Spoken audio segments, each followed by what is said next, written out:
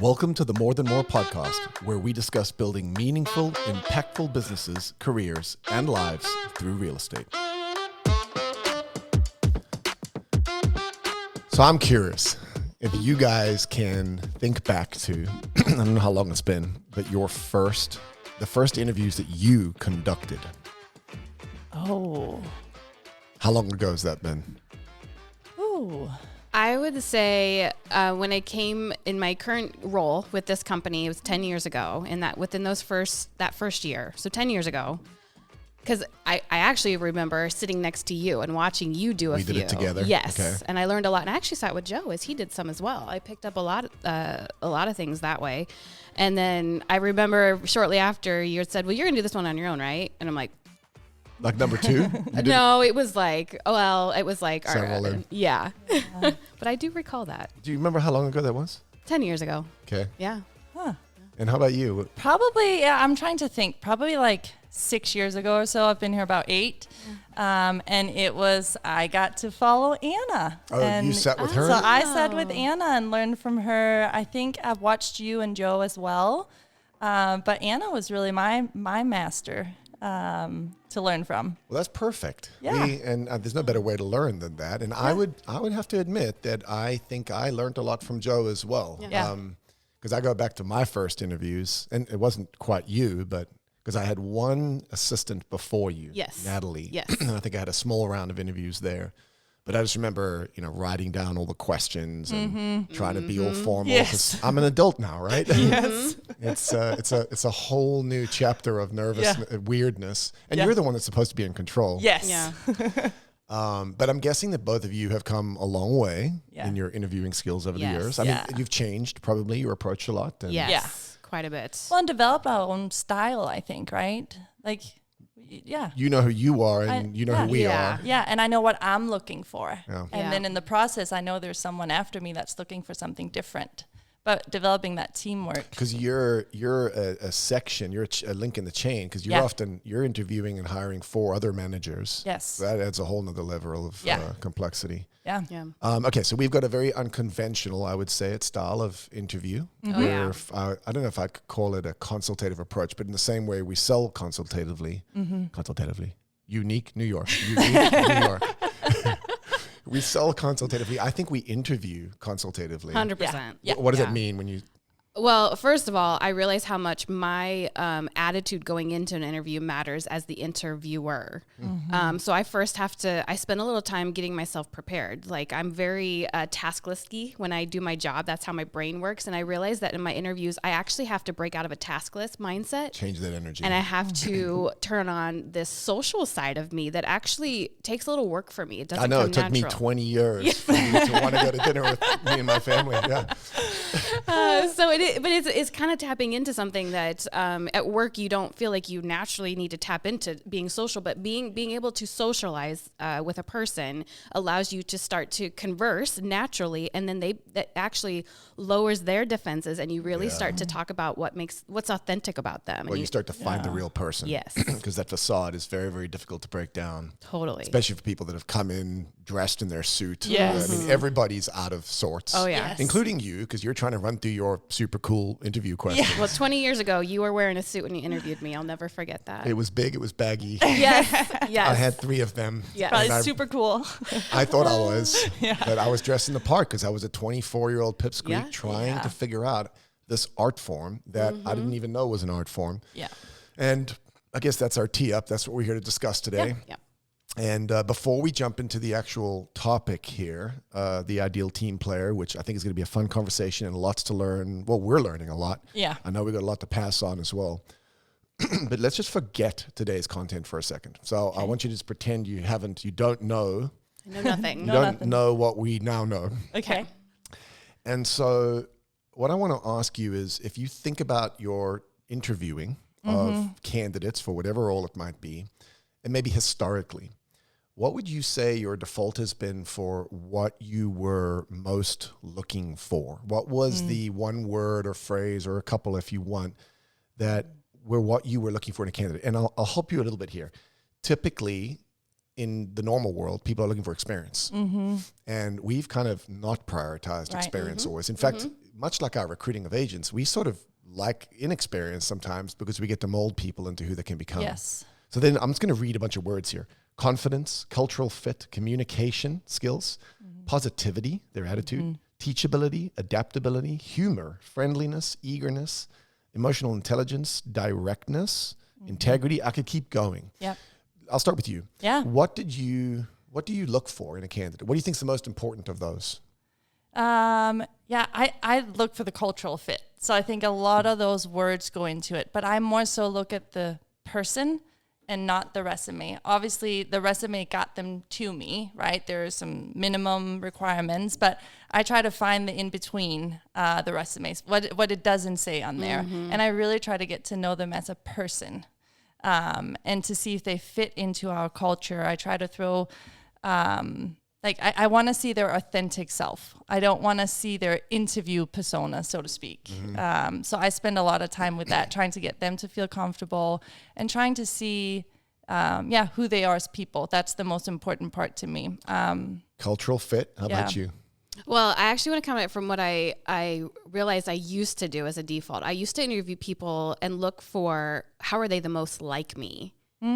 And do they speak my language? Are they talking in a way that they do their work that resonates with me? And I like them? Yes. Yeah. Well, okay. So that's kind of how it's morphed into. But at first I was looking for their technical skills that I could relate to. I'm like, did they make their bed this morning? I used to ask that. I still do sometimes, actually. I remember that. But just like things, are they systematized? Are they, do they have hold themselves to a high standard of perfectionism, which is very much me.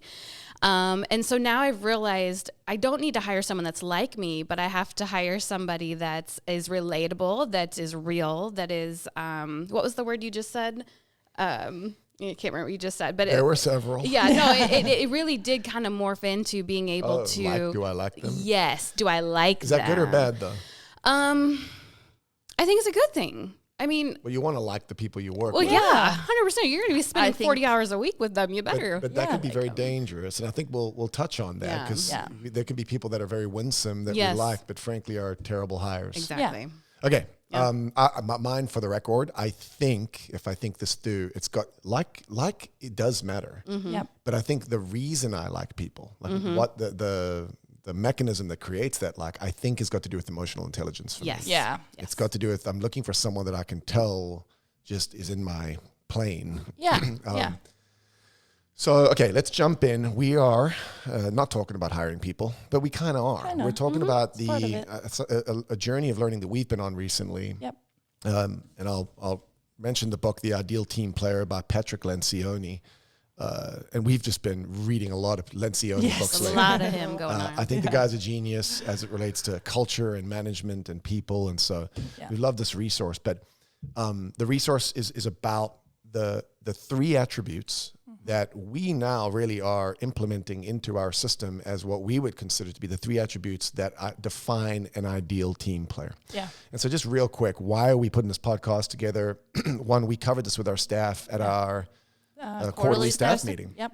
And we're just all about being very transparent and vulnerable with our people. And so we just opened up, hey guys, here's what we value in our team members. And it was actually one of the most fun and engaging. We got a lot of great feedback from our staff as we ran through this exercise. Any thoughts on why they enjoyed that, by the way? I just think it's helpful. I'll flip it and say what I enjoyed was the trust that came out of that. Like we are us to them to us. Yeah. All of it. Okay. Like this is also about authentically being yourself. Mm-hmm. I know I keep on throwing that word around, but like the trust in the room to have the conversations and say, well, I ranked a little bit lower on this. I wonder why that is. And that was what I really enjoyed, and I think they did too. So we had a great staff meeting. Mm-hmm. And we are implementing this and have been for about a year now. I don't know when I first gave you this book, but in our interview processes, in how we screen candidates. Mm-hmm. But now increasingly, we're letting our staff in on the secret and saying, hey guys, here's what we value and here's what we're looking for. And frankly, here's how we're going to have you self-measure Yeah. and assess and how we're assessing you, which is very open, right? Yeah. And we just thought, one, let's get this recorded for our staff to revisit if they want to. But also, I think it's a great resource for our agents in their teams, even in their self-assessment. I think this is just golden information. Yeah. We wanted to get it memorialized somewhere that people could access it. So we will have some show notes. There is a packet here that people can follow along with. That includes the definitions of some of these things, but also the interview questions and other resources. Yeah. Those will be available in the Forge for those of you that want to follow along. Okay, so let's jump in. I haven't said the 3 things yet. No, I didn't even use the words. I feel like I'm doing a great job. I was trying really hard not to. So there are 3 attributes, characteristics that we now consider to be the most important 3 things we're looking for in our candidates and in our team members. And they're the 3 things we want to hire for. They're also the 3 things we want to develop in our team members. The first is humble. Well, let's just go with it. Humble, hungry, and smart. Yep. And we've got to be careful because the definitions are the words don't perfectly match the idea. So we've got to dig into them. So humble, hungry, and smart is what we're looking for and what we're working to develop in our team. And frankly, we think everyone that's ever hiring or building a team should be working on these 3 things. Yeah. So let's just start with humble. Yeah. Loosely, what does humble mean? Well, the root word, humility, I think that's the root word. If you think about that, it's putting others before yourself. It's prioritizing the success of, in this context, your the people you're on a team with, over your own accolades, your own even your own success. Sometimes not even having it being recognized personally. It's the team effort total. So it's your ability to kind of be lesser than, you know. Okay. Yeah. Very good. Yeah, I think you nailed it. It's team before self is what I think about the most. And wanting to share the credit, not necessarily take the credit themselves. And it's not so much wanting, but you actually get just as much joy from seeing the other people get to celebrate those wins. Yeah. And you can privately celebrate. You don't need to be there with them. Like, it's the ability to kind of look at everybody else and be like, kind of, clap for them from the sidelines and know that, you were part of that. But the whole goal wasn't for you to be at the number 1 podium at the end of the project or whatever you're trying to accomplish. Yeah. Yeah. So people who put others, if not before self, at least as equal to self. Yes. It's not just about me. Yes. And I'm someone that is willing to see the greater whole as important as myself. Yes. Yep. I'm going to read the technical definition here on our handout. Yeah. Humble people are focused on the success of the team rather than individual accolades. They're not driven by ego, but share credit and emphasize team over self. Success for them is defined collectively rather than individually.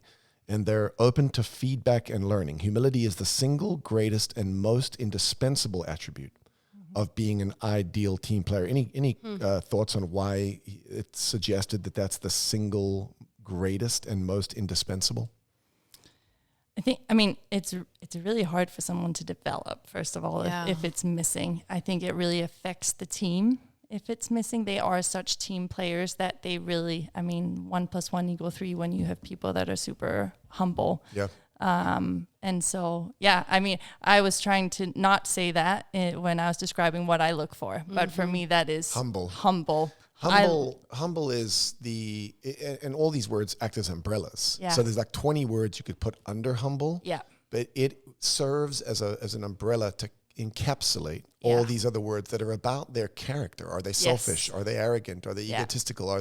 Do they love others? Do they care about others? Will they put others before themselves? Yeah. All of those. And that's what you're saying is first on your list. That is first on my list. So what I love, the nuance of humble is interesting. There's 2 reasons why someone might not, I don't know if you guys remember this part, but there's a couple of reasons why someone would not be humble. Yep. The first is the more obvious version, which is just they're strong. Egotistical. Ego, yeah. And the word that I think we use is arrogance. So you could be not humble because you actually have an intrinsic arrogance. Yeah. There's another form of not being humble that is harder to look for and sometimes can hide. And it's actually the exact opposite. And it's people who are deeply insecure. Insecurity. They're so worried about themselves. So either I'm just a jerk and I think I'm better than the world and I'll steamroll everybody, or I'm so caught up in my own insecurities and fear and everything's dangerous and I don't trust anyone that I also, well, I'll read the quote. It's from C.S. Lewis. Humility isn't thinking less of yourself, but it's thinking of yourself less. And either arrogant or insecure, two things. Well, both of them are just thinking about yourself. But secondly, they're really, the root of both of them is actually the same thing. I think that whether you're arrogant or insecure, the root issue actually starts with insecurity. Sometimes the loudest, boldest, most confident people in the world are actually covering up an insecurity. So, we look for humility as an umbrella term first, because humility is a starting point for the raw characteristic of a human that we know can be integrated into a team. This isn't about the most capable human being. This isn't about, it's about ideal team players. Someone that will integrate into a collective and a whole, that will add 1 + 1 is 3. And sometimes the most capable human beings, either from insecurity or arrogance, aren't the best team players.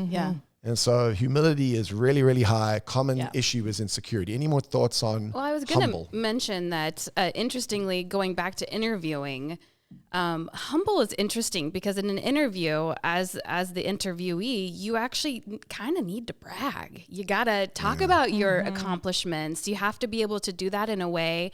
And so as the interviewer, what I listen for to kind of differentiate someone that's maybe more egotistical versus a humble team player is when they're describing this accomplishment, are they talking about what it accomplished for the organization or the people around them or their department? And if they're using that stuff naturally as they're telling me about this accomplishment, that already tells me quite a bit about where their heart is. And sometimes you can bait that, right? Yes. And we're jumping the gun on how to interview for this, but you asked them what their greatest accomplishment is. And you're opening up the door for bragging. Oh, yeah. How they answer tells you a lot. But but you've given them an opportunity to brag, so you want them to. Then you might follow up with like, well, look, who was involved in that project? And if you get look, me, I was amazing. I got it all done. Odds are they're full of crap. Yes. But if they point out the people that helped them and they point out how it was a collective, all of a sudden you go, okay, hold on. There's insights towards that. Anything else on humble? So we're looking for humble. Going. Good. And we got lots to cover here. So the next is humble, hungry. So hungry, and we had such great conversation about hungry in our staff meeting. And some really good, vulnerable authenticity there. But what does hungry mean? It's someone that's super self-driven, right? They see a goal and they're going to go. They are always wanting to win. They're always wanting to do better and more. So lots of drive is what I think about. Drive. Go the extra mile or even see something and have a natural desire to want to make it better. You have this, it's a hunger and an insatiable hunger to just make it more better, see it through even. Did you say make it more better? Make it more better. That's an official, yes. I like it. Let's get to the authentic conversation that came up around that. Let me read the definition. People who are hungry are always looking for more. They rarely have to be pushed forward and are usually looking ahead to the next step. I think of batteries included. Yes. That's what I look for in interviews. Do you come with batteries or am I going to have to be your battery for you? They have an insatiable work ethic and a drive to go above and beyond in their roles. Hungry individuals are self-motivated. That's key, self-motivated, constantly seeking to improve and eager to take on more responsibility. Now, maybe you can tee this up, and no names, but one of our team members asked a question about this, and it was like, well, hold on. Is that me? Because we're in an entrepreneurial environment, and there's some very hungry people here. Yes. And so sometimes what we do is we compare our hunger to other people, and we go, well, geez, I'm not that hungry. And I talked to the individual about it after, and I can use myself as an example because of all of them, I would maybe rate myself lower on hungry. But I am surrounded by people that has a lot of hunger, so it comes out that way. But if you look at, there's an assessment, right? So I'm jumping the gun a little bit, but if you read through those questions, hunger, I would rate that individual and myself as hungry. As hungry. Yes. Yeah. So I don't know if I'm teeing it up well, but I think the problem is what I just read. Insatiable hunger, always looking for more. When I read some of that, I could be, frankly, I could be forgiven for going, I don't know if I'm hungry. Yeah. I mean, very few people would think I'm not hungry. Yeah. But when I read that definition, I'm like, I don't know. Yeah. Honestly, some days I just want to go home and watch a movie. Yeah. But again, the assessment, if you look at the questions and read through them, this isn't about people who are always going and always want to conquer the world and never want to rest. It's about people who have an internal drive. Yes. And they desire more, not just opportunity, they want more responsibility. They want to grow. They want to become. There's an opportunity or a challenge, you don't have to force them or prod them towards it. They're like, hold on, I want an opportunity to grow and figure that out. And so any more on hungry? Well, I just think sometimes I'm thinking back to our conversation from our staff meeting with this individual that's saying, well, I don't think I'm as hungry.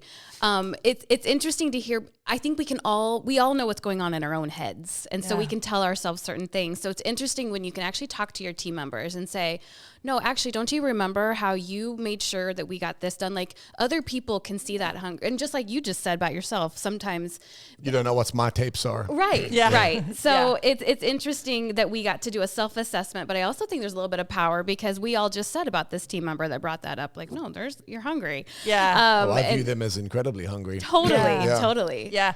And I think where we got, where it can get misunderstood is the driving force a little bit. When you read the definition, it sounds very about you and your drive. I think we have a lot of team members that have that drive because of the team, because of the greater good.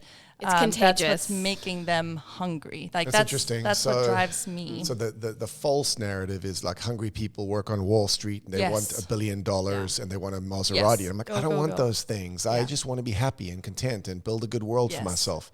And so we misappropriate the idea of hunger towards that sort of worldly desire for growth.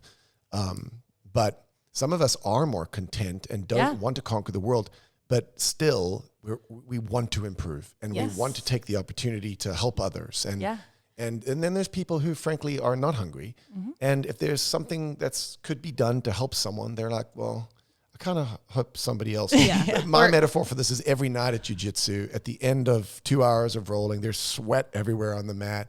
And every night someone's got to spray the mat and someone's got to mop the mat. And if you don't do that, everyone gets staph infection. But every single night you watch how people quickly scurry off the mat. Yep. And then and maybe I do it intentionally. Intentionally, as often as possible, I say to my boys, guys, we're going to do it. Yeah. And we get in there and we mop the mat. And so I think that's more what I'm talking about is are you someone that maybe intentionally just has no drive to want to do those things and you maybe even unhungry people might find their way out of volunteering. Mm-hmm. Yeah. And one more thing I want to cover on hungry is healthy versus unhealthy hungry. You could have unhealthy hungry, right? You can have people that are so desiring accomplishment that it would actually become a negative force inside of a healthy team. Oh yeah. And then healthy hungry is that I think that they speak for themselves, but hungry isn't necessarily good. Right. Yes. Healthy hungry is good. It's really great. Yeah. And I think the other thing about hunger that's interesting about it is it really has to come from within.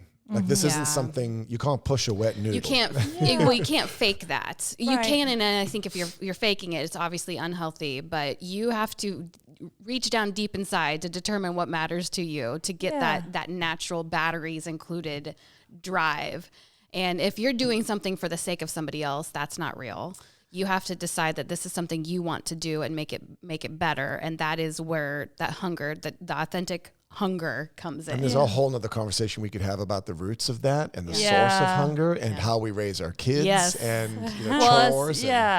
Because and this is maybe taking off, but I think you can easily motivate, like, you not easily motivate, but like you can get people to be hungry towards a common goal or a drive. Like, you can actually awaken that, even if it's not someone that's naturally self-driven. You can awaken it in your teammates by giving them that common goal to drive towards. Yeah, that's a whole nother topic. That's a whole other topic. Yep. Okay, so humble, hungry, again, umbrella terms that encapsulate a lot. And then finally, smart, maybe the most confusing of the three in terms of what it actually means. We would be easily forgiven for thinking that smart means intellect and somebody's brain power and how intelligent they are. But smart is not that. Smart is? EQ. Okay. This is your... emotional intelligence is EQ, but it's funny because I think smart's just that we have to find a word that's just one little syllable so that it works with hungry, humble, and smart. So smart, it is really good that we dive into this one and explain it. But it's really just your people skills, your soft skills, your ability to read the people around you and change yourself, your whatever direction you're on based on what's going on around you. So it's people. EQ. Emotional intelligence. We throw the term around a lot, but it is, like I said, it's the number one thing I used to, I think, look for intrinsically. What else would you add to what is smart? Yeah, I mean, it's all those things, like a good listener, soft skills, I guess is what you can call it a little bit, right? And you can make this super complicated, but it's not that complicated. Do they have an ability to understand and connect with other people? There's people that are really hungry and really humble, but they just lack basic people common sense. They can't read body language. They can't read a room. They don't understand how they carry themselves and how the room reads how they carry themselves. It's a two-way street. EQ is about your capacity to adjust yourself in order to fit with groups or other individuals. I mean, AI is getting smart, but I think this is the one thing that sets us apart from EQ. Well, I mean, you can hire a computer to do a job, but you can't hire a computer to do That's a good one. The EQ side. You can program ChatGPT to respond in a way that you want it to respond, but it can't figure that out in and unless of you itself. put an input into it. And so this is that, because there are inputs all the time. EQ is the ability to take those inputs and understand who you're dealing with on the other side. Smart people definition. Smart people aren't just book smart. They have common sense about other people. I think I can leave it there. That's the best definition. They have the emotional intelligence, or EQ, to navigate team dynamics effectively, build trust, and avoid unnecessary conflict. They're aware of how words and actions affect others. Smart people have good intuition and understanding of group dynamics. So I think I just love good judgment and common sense about people. This as well can actually be neutral, can be good or bad. There are people with really high EQ that use it to manipulate. And it can be used nefariously. So this is interesting to consider. Humility is the one that is intrinsically good. Except if it's, again, sometimes it's fake humility. Fake humility is acting like, but actually you're just a deep, insecure mess. So maybe all of them have nuance to them. But any more on smart before we move on to what? Because I want to get into these 1 of 3s and 2s of 3s. I think let's jump into those. You ready for that? Yeah. Okay, so let me start with this. We got humble, hungry, and smart. And the ideal team player has all 3. Having just one of these is great. Having 2 of them is good, but it's the 3 in combination with each other that create the magic. If you have a room full of people working together and all of them are humble, hungry, and smart in varying degrees, no doubt, there's development for all of us. But it's again, the point isn't that this is about several independent traits. This is about 3 things that work in combination with each other: humble, hungry, and smart. So, in our little graphic on the handout, we talk about what we call 1 of 3s or 2 of 3. So if you don't have all 3, maybe you just have 1 of the 3. And so if you have humility, but you don't have smart or hungry, we would call it a pawn. And so just real quickly, what's a pawn then in your own language? Why would you be a pawn? You just kind of get along with everyone. You're, you don't really make any messes. You just go with the flow. Like you're there. You seem like a pretty good person. But you could easily be walked over, Yes. pushed over. Yep. Yeah. Because you're not going to stand up and take initiative. Right. And maybe you're not quite smart enough to understand what's going on with the people around Yep. you. Yep. And so a pawn, again, and none of these are meant to be derogatory or negative. They're certainly things we wouldn't want to label people openly or even behind their backs. They're just ideas. Yep. So you could be humble but not smart and hungry, which would make you a pawn. Yep. Pawn. You could be smart, which means you have high EQ, but you're not humble. Yeah. And you're not hungry. What would happen if we call it a charmer. Charmer. So what's the charmer? They have a lot of common sense about people, right? They could be seen maybe a little bit manipulative. That's the word. If I have no internal drive and hunger and I don't want to actually do things myself, and I think of myself above other people, then I'm going to find a way to work the room to get everybody else to do the things and then maybe take the credit. For it. Mm-hmm. So I know how to work people. Yep. And that would be the charmer. Yep. And then you've got the bulldozer. Yeah. And the bulldozer is hungry. Oh, yeah. But they're not smart, meaning they don't have EQ and they don't really quite get people. And they're not humble. They think of themselves first. And so the bulldozer speaks for itself. It does. Their hunger takes over. Yep. And they just take advantage of, or they roll over everyone around them. Yeah. Yeah. I'm just thinking back to development, right? Am I going to say it? Pointing it. Well, because if I look at myself, and I'm out of line here, jumping the gun, but I think that all three of these I've had to grow in. Yeah. But I think we all do. I think everybody's on their little journey for sure. I think at different times in my life, I've been a bulldozer. And I think at different times, I don't think I've ever been a charmer.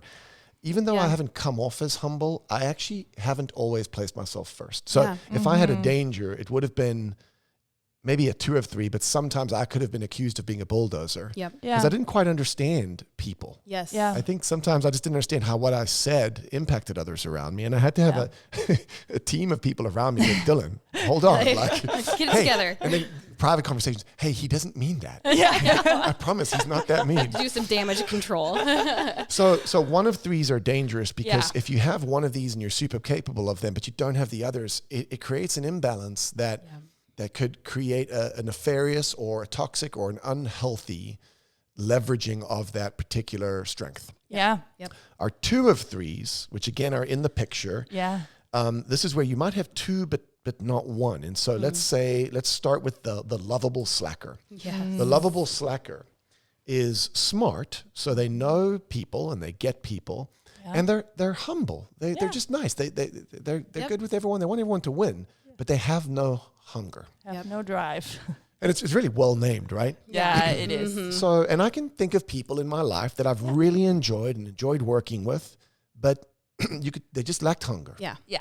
And so there was an inclination for them to always just be in the back, having a great time, and everybody liked them. You love to hang out with them.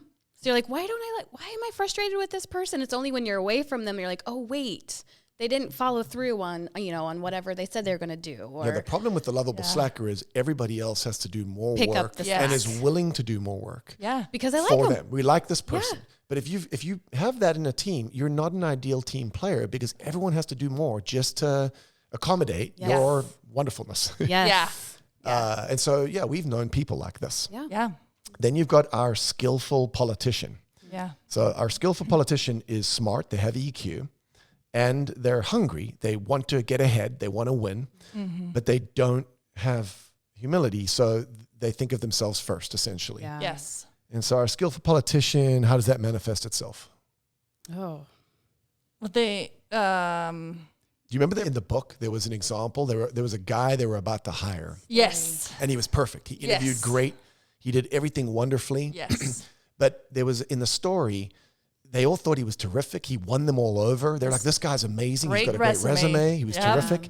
But there was something amiss. Yep. And if you remember in the story, it was that the receptionist Yep. felt like, well, he didn't know her my name. name. He'd met her several times while they were meeting. Yep. And he talked down to her. And so what they did was, I think they took him to lunch. Yeah.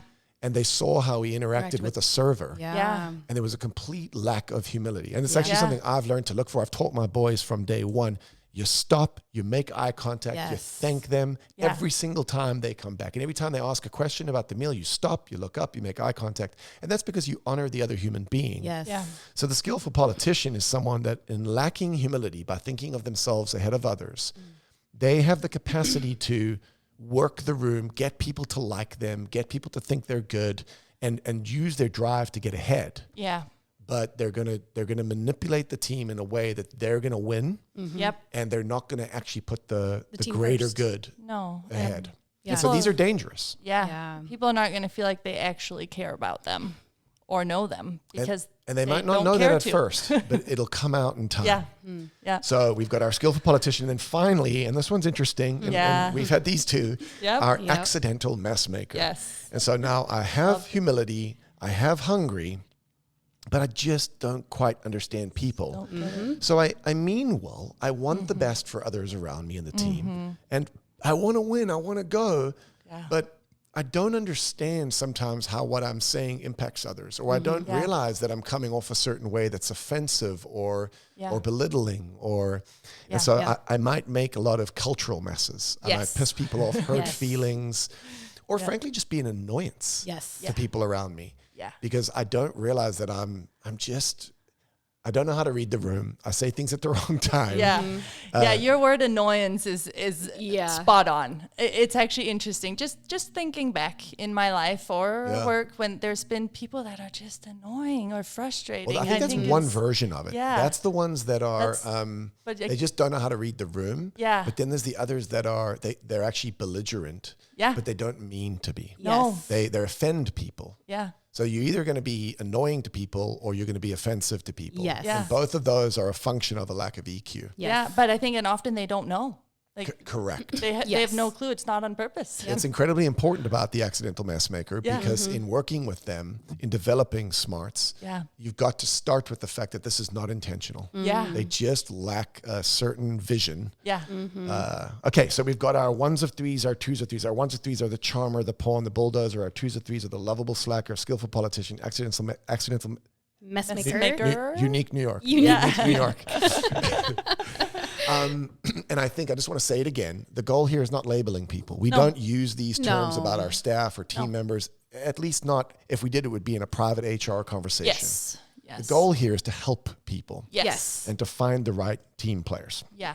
Okay, so in our remaining little bit of time, I just want to talk about a couple of things because we've loved this idea. We're integrating it and implementing it across the board. We started by helping our team understand these phrases so that they can go, well, let me self-identify where I'm strong, where I could maybe use a little help. Yeah. Yeah.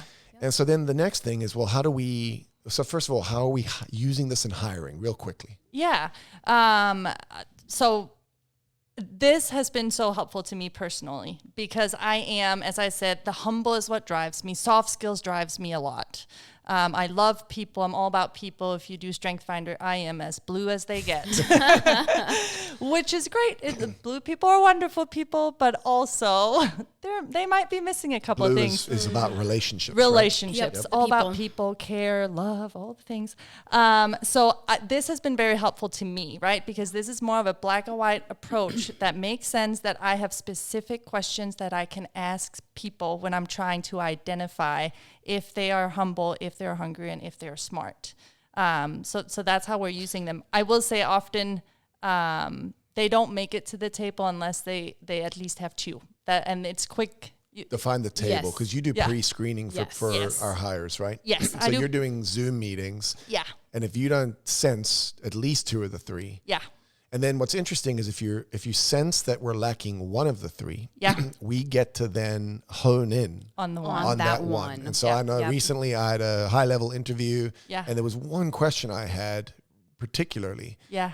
But I could go in and really tailor my questions to dig into that Just area that. very Yeah. quickly. Yeah. So you've got some interview questions you're using. Yeah. You've got a filter now that you're using when you're looking for people.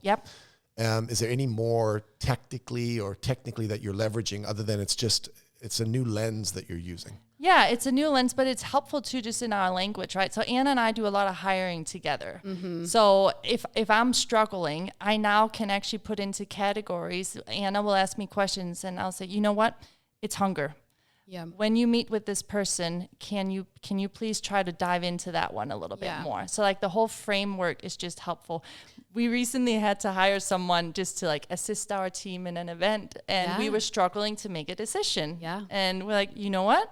We have a model for this. Like we know what people fits well with us. Yep. And so it actually makes decision making really simple, I think. I also think one thing that we've done really well recently is after one of us has done an interview, especially if it's been separate from one another, different, we will download immediately while it's fresh on your brain to say, hey, here's some thoughts. And then we can kind of question each other and allow us to kind of look at the things that maybe we weren't paying attention to in that interview and to bring to light things that we might need to dig into more. So doing that, don't get too far away from your conversation before you go do a download with someone to kind of challenge your thinking, because you might not be seeing something that someone else was. So timeliness is everything. One of the challenges in this book as a resource is that in the hiring process, there should be multiple layers and we need multiple people in our team to meet with these folks so that your radar, which is looking for something slightly different than your radar. Yep. On purpose, by design. And I think I want to just step back for a second because I want to cover a little bit of how we develop these three things in people. I think I just want to step back for our team that's listening here, right? Like we're talking a lot about hiring. And in that context, I'm thinking about our agents and our managers and really enforcing this idea inside of our walls. But for our team members, this is as important. Okay, if I'm on any team, wouldn't I want to be surrounded by a bunch of people that think of the team ahead of that are hungry and that get me? And so this is, it sounds like we're talking a lot about like selfishly how we get great people. The initial it's part. to protect the whole. Protect the culture. Yes. When we have a team full of humble, hungry, and smart people, and we look for this, and we also nurture these three things in people, we create an amazing dynamic. Where everybody, 1 + 1 is 3, where there's a synergy to everybody's unique ability, and no one person is either taking advantage of others, is slacking, which is another form of taking advantage, or just doesn't get it and is running around making a mess of everything. And so I think this idea is so beautiful because at the core, our number one asset has always been our culture. It's been our people and the ideas that we have and how that creates a unique work environment. So I just wanted to like put a plug for why I think this matters so much. Hiring is a part of it, but really it's a means to an end. The end here is an amazing work environment for me. Synergy. I mean, another thing I always tell Vic after I've met with someone, I'm like, okay, I always sit there when I'm talking to them and I imagine who they're going to be surrounded by. So whether it's a specific office that we're hiring for, and I start to think, are they going to fit in and help bring about or maybe fill in a gap of what we're lacking? So there's always this mindset of the long game. I can ask all these questions, but am I getting a feel that they're actually going to fit a need or fill a role or be in assistance to make the thing greater? Are we adding? Are we adding to not taking And it's from? not just adding to outcomes or results. It's adding to the tribe. It's adding to the vibe. The family. Yes. Yep. And you guys know as much as I do how important that is to us. It's why we win awards like the top workplace. We really do care about this. So, okay, look, I'm going to fly through this next section because we could talk all day. But one is hiring application. The next application is development. And so we've done a self-assessment for our team. I know that's going to come up again in our reviews with everyone. But I want to talk about how we develop humility, hunger, and smarts. Jump in if you have stuff to add, but I might just fly through some of these. So humility, developing humility is kind of the most sensitive of the three because it's kind of psychologically nuanced, like I mentioned. There might be, it might be because you're an arrogant jerk that you lack humility. It might be that you're just actually scared and afraid and insecure, and you've come from a work environment where you couldn't trust the people around you. And we haven't yet earned your trust yet to have no defense budget. And so you've had to fight for yourself and think for you. Maybe you've got stuff going on at home that makes you have to fight for yourself constantly. And so it's nuanced in trying to develop humility because, but what we know is the source is going to be some form of insecurity. And if we can help people feel safe and secure, heard, that they can trust us, if we build trust, but earn that trust, then we can get to some solutions. And I think the solutions for helping people develop humility often is going to be first identifying the root cause. Like, why is this about arrogance? Is this about insecurity? And if so, what is it? Yeah. And then I think just some coaching. I think sometimes we just need to help people go, hey, hold on, that was great that you fought for that. Yeah. Hey, just for 1 second, let's just think about what are the other team players involved in this and what's the impact to them. Sometimes we have to guide people out of their rut that they're in to go, hey, others, hey, how could this be something that you could win, but others could win too? I call it, he calls it as well, exposure therapy. Which exposure therapy is basically like if you're terrified of spiders, it would be like holding a spider. And until you become less, terrible example, no one should ever hold spiders. But exposure therapy in this regard would be encouraging our team members to kind of fake humility in a way until it becomes more real.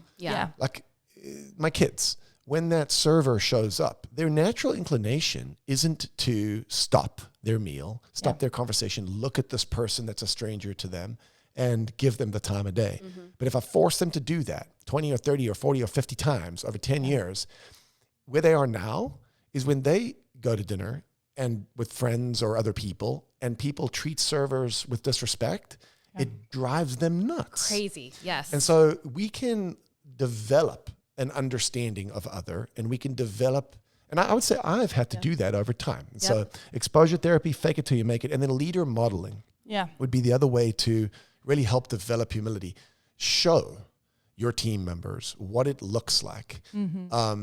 And so, I don't know if you guys have anything to add to. It's not easy to build humility. It's a hard one. It's very nuanced, but most of our people that are in our walls, if they're here, they're already humble. Well, they got to make it past me. Well, and the same is true with our agents. We typically don't attract a lot of jackasses. We do not. We do not. We start with good people. Yes. But even our good people, and I'll throw myself into this, I think I'm a good people. I also think that I've come from a world where I had to fight for myself. And slowly but surely I've had to learn that the way I win is more through the development of others than in fighting for what I need. And I think that had to be modeled for me. I think I've had to fake that sometimes. But I think we have to constantly be driving our people towards increasing amounts of humility. Thoughts? I think personally, I read How to Win Friends and Influence People a long, long time ago. I think it was your suggestion, I think when I came back in my role 10 years ago. So I read that. And one of the tactics in there, or what he talks about, is first admitting mistake or apologizing for something. And it's funny how when you actually say, I'm sorry first, or I'm sorry for a misunderstanding, how much all of a sudden you realize already just saying the words out loud, whether you meant them in your heart or not, changes your chemical. I don't even know how to describe it. So fake it till you make it is very real. Because it really does change something to physically realize, wait a second, I might not realize what I don't realize.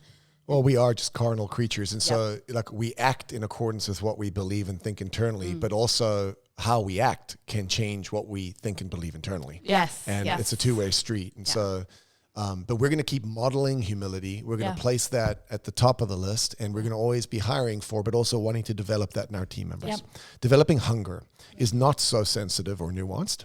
It is, however, the hardest to change.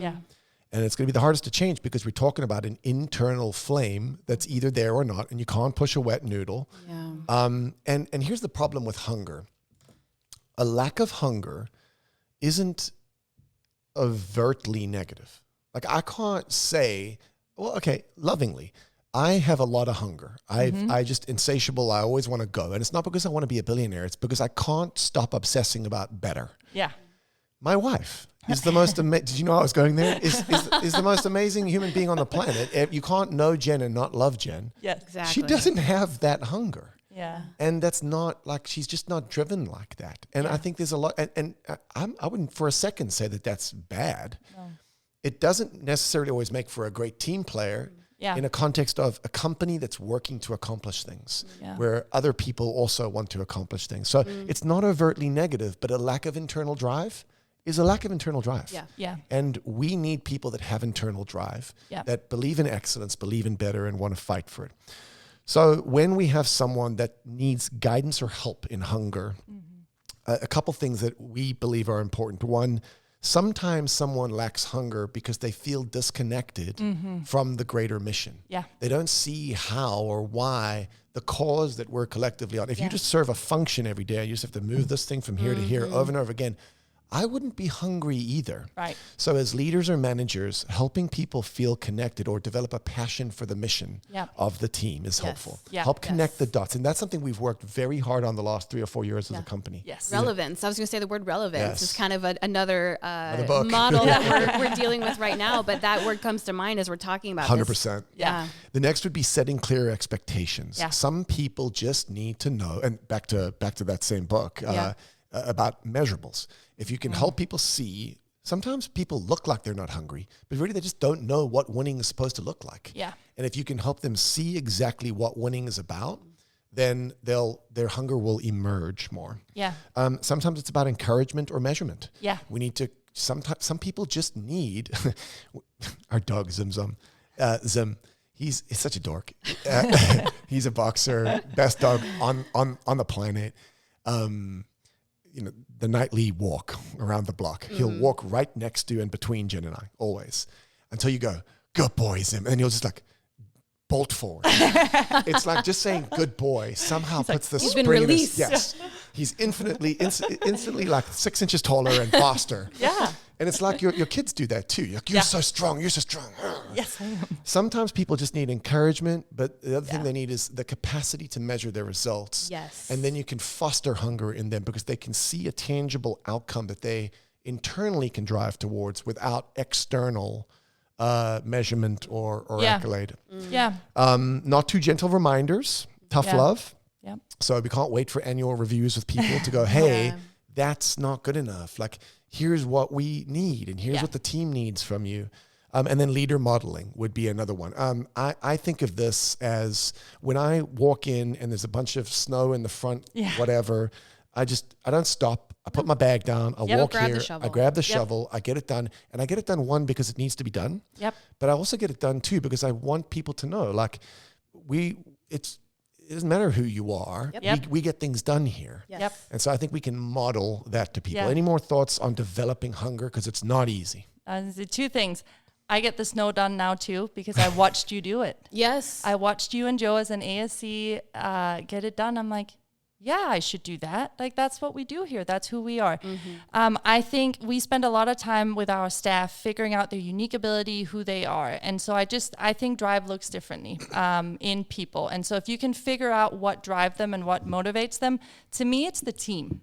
If I let down, that's what drives you. That drives me more than myself. So you don't want huge accomplishments, and you don't even want a lot of accolades. Right? Yeah. You care so much intrinsically about people. So if I want you to be motivated to be more hungry, I just got to tell you that someone's sad. Yeah. Well, or you're letting the team down. Yes. The team needs you. Yeah. Like, that will get me. That I'm like, gets okay, you every time. Got it. I'll go. That's your jet fuel. Yeah, that is my jet fuel.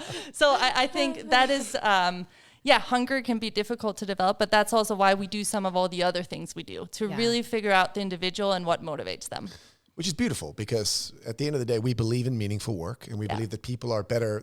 Work isn't a necessary evil. Right. Work is a part of what it means to be a great, fulfilled human. Yes. And if we can help them find measurability and encouragement and results and develop hunger for their work, how much more fulfilled is their world? Right. Yes. Anything more on hunger? Oh, I just think about how personalizing the thing to the person. So I'm going to use budgets as an example. Everybody knows that Anna has a home budget, and I'm kind of a nerd about it. And in the last year, Dylan has brought me backstage on company budgets, and he has said, "Hey, this is just like your home budget."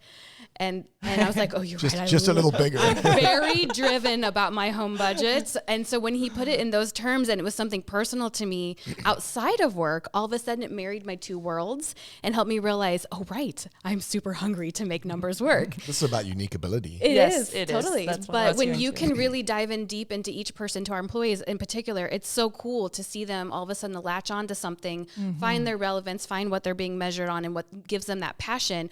All of a sudden that hunger comes out. And when they trust us enough to let us see that hunger, same thing with humble as well, but specifically on hunger, when you can ignite that fire. Whew, Yeah, hunger, it looks like a switch. yes, to me. it is like a light You switch. think you've seen a change Yes. instantaneously in people Yes. when they see the connection, when Yes. they can measure, or when they're put in a place where they're operating more in their unique ability. Yes, Yeah. that's exactly. And I think as leaders, we have to own that. We have to recognize that some people do intrinsically have a problem with a lack of hunger. Yeah. And that's neither good nor bad. They're just, it means they're not that driven, and that will mean their results aren't going to be as great as other people's. Yeah. But other times, the lack of hunger is a function of something that we need to put them in the right seat Yeah. Yes. and empower them to be able to go feel a sense of the beautiful sense of accomplishment that comes from working in a seat and in a mission that you actually believe in.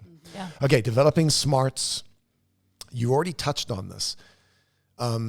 EQ can be developed. It's not easy to develop. No. Because I think if you're 30, it's 30 years. Yes. If you're 40, it's 40 years. Yes. But it is not about intention. I think the first step to developing EQ in people is to recognize that if they lack smarts, if you see them making messes all the time or offending people or just being oblivious, it's oblivious. Yes, They're they don't most know. often, they just don't know. And so what the solution is basic training. Yes. Yeah. You have to point it out. Bring You it have to their attention. Well, this is no different than people coming to me, you and others over the years and saying, well, Dylan, first of all, hey, he didn't mean that. yeah. Second of all, hey, that kind of probably came out and I just didn't know it. Yeah. And so pointing it out is the first step. And then, so that's the bulldozer version of EQ lacking. Or, hey, I noticed when we were talking to that person that they came and they dropped it off. I don't want to be rude, but I noticed you didn't thank them for it. Yeah. Hey, let's make a point. It doesn't matter who it is, the janitor, whoever, the UPS guy. Let's make a point of always looking up and thanking them. And then and then reinforcing that and catching them doing it right and congratulating. Sometimes it's just the basic training. In the book, he kind of actually, I don't know if people like this or hate this, but he said it's a little bit like training a pet. Yes. The way you train a pet is you give it clear instructions gently, always with positive affirmation. Yes. But you just repeat and keep reminding them of it. And then they get in line. So I think that's, again, tricky. Yeah. But it starts with a lack of understanding. Yeah. And if we can provide clarity on what they're doing wrong, most good people that are humble and hungry will rise to the occasion and develop increasing EQ. Thoughts? I was saying it's interesting I because said most. it is, your whole life that you've spent building your EQ, and there's a lot of forces outside of the workplace that have played into where you are at and how you handle things and people around you. But an interesting part of a growth in someone that is lacking smart, that is on that journey, is when they have been pointed out to maybe they could have handled something differently. When they become aware of that about themselves, for them to say to the people that are around them the most, hey, can you help call me out next time? Yeah. Yeah. That is a sign of growth for them to be like, I realize that I'm breaking a habit that I've spent 40 years that I've had. And it's now been brought to my attention that I could do better or be more aware. Can you help bring that to my attention times that I might have misstepped a little bit or said something wrong or could have handled that differently? Which takes a lot for someone Yeah. to get there. And before they get there, they have to feel trusting. Yes, trust. But I think someone also has to take the step of lovingly pointing it out at first. Yeah. So I think what we do, as if you're bad as a leader, you're afraid to push that button or point that out. Good leaders, kind candor, right? Yes. Yep. You find the appropriate time, you build trust relationally, but then you do love people enough to say, hey, can I point something out to you real quick? Yeah. Are you willing to take that social risk to point it out? Yeah. Because if you do, the right ones will do what you just said. The Yes. right ones in time will go, oh, Yeah. I didn't want to do that. I'm Yes. sorry. They might fight it at first. They might take a minute to figure it out. Yes. But humble people that want to improve, once they see this, will go, okay, hold on. That's something I want to get better at. So. Yeah. Well, and as a group or leadership, we do point it out, because if these people are great and get work done, but they also hurt the team. And that's the number one thing that we're trying to protect. They hurt the team through their lack of smarts. Yeah, Yes. they do. Yeah. Here's me back to feelings, but like they hurt people's feelings, Yeah. and then we don't get work done. So, I think, we do point it out when we're there, and the hope is that they have the response that Anna said, right? Oh shoot, I had no clue. Help me. Yeah, and the biggest thing on that is that smarts is a process. Where we talked about hungry can sometimes be like that light switch. You can almost kind of see the light switch go on. Smarts is undoing or redoing these embedded habits, and it just is a journey and takes that constant reinforcement. It's a lot of work being a good leader. It's a lot of work Fun, though. being a parent. I do think these do map onto parenting. Yeah, I do think these are things that my kids are older now, but if I go back and think if I was starting again, I would, with my kids, consider intentionality in developing these 3 traits in them. I would intentionally work on their EQ, their hunger, and their humility. Yeah. And I would figure out what their inner drives are. And I would think about their unique abilities. Yeah. Because I think if you can, the biggest gift you could ever give your kids is to develop these 3 things in them. Yeah. Let's wrap up. We've been going a while. There's a great resource. Yeah. We've touched on the interview questions. Yeah. There's a couple different levels of them. There's ones that are specific. Well, they're both about how to seek out or search how to for. seek out. To bring about some of those. Yep. Those thoughts. And I think we'll add more resources in time. Yeah. There's probably other words, but in 20 years of hiring people now and interviews, this has been such a gift. Yeah. In understanding this and adding it as a filter. Yeah. And I just want to encourage our team. First of all, we care enough to want you to grow in these spaces. Again, like I said in the staff meeting, if you're here, you're already these 3 things. Yes. Some of us in varying degrees. Yeah. But once you're in the fold, like our goal is to grow these things in you. Yeah. On the hiring side, we want to be very specific about finding people that as much as possible contribute to the team, like you said. Yes. Yeah. And so, I feel like this has been a huge help. Hopefully for anyone listening, it helps you, whether that's you as a team member, you as an agent wanting to bring people on, or even, like I said, in your family context. So great resources. I appreciate everyone listening. Closing thoughts from you and Humble. Maybe how is this, just to wrap up, how is this helping or helped you, or what's your closing thoughts on what this is doing and done for our team?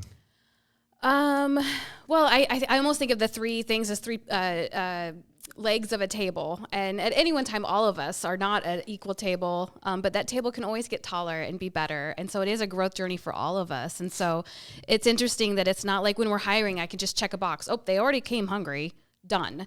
It's they're always growing. They have that in them naturally. I just can go in and continue to come alongside that and help make that better. So it's helping me realize, and about myself. I mean, we're all in this growth journey. And so these are just one way to categorize that growth. And so it's, it's just, it's another way to view investing in our people and even ourselves along the way. It's interesting. You can never be too smart. No. And you can never be too humble. Mm-hmm. Can you be too hungry? So Yeah, that's you can be the the one. bulldozer. maybe growth isn't just about more of each of these. Maybe growth is about the balance. Like you said, the balance. stool. Yes. Yeah. And so each of us have a different journey of growth to level out the stool and grow the stool. Yes. It's a good metaphor, isn't it? Yeah. Well, and there's a level of you knowing this about yourself, but then layering on by knowing how to develop and know that how to create hunger in different people based on their personality types.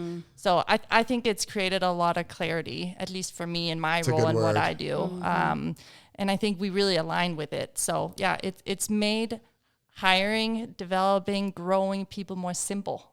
Yeah. That's interesting. Closing thought from me. We really align with this. Yeah. And I paused for a second because I was thinking, well, who on earth wouldn't? And then I realized a lot of A companies. lot of will. Yeah. companies. Yeah.